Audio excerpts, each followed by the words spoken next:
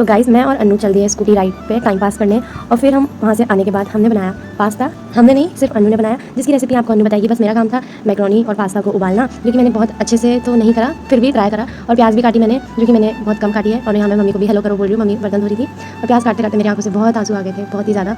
पर फिर भी मैंने अपना काम बहुत ही मुश्किल करा, फिर भी कैसे ना कैसे इसको पूरा करना ही था। और फाइनली मैंने पूरा कर भी दिया। और फिर अन्नू का काम था लहसुन छीलने का, जो कि बहुत ही मुश्किल काम है और जो कि मैंने उसको दिया था। अन्नू लहसुन छील ही नहीं पा रही थी, इतना टाइम लगा रही थी। तो मैंने सोचा चलो तब तक मैं कुछ और काम भी कर लेती हूँ, उसकी और हेल्प कर लेती हूँ। तो फिर मैं कहाँ चली गई? अरे मैं तो खो गई, कब आऊँगी मैं?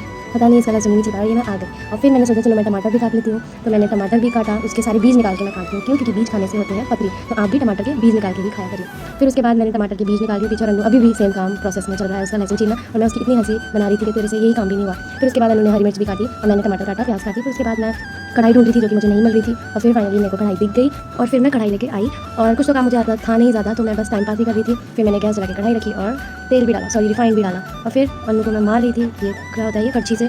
फिर मैंने उसको ही हैंड ओवर दे दिया पास्ता बनाने का, क्योंकि मेरे से तो अगर बेकार बनता तो सब वेस्ट जाता। और ये हमारी किचन इतनी फैला दी थी सब अन्नू ने, अन्नू की वजह से सारी किचन खड़ी थी।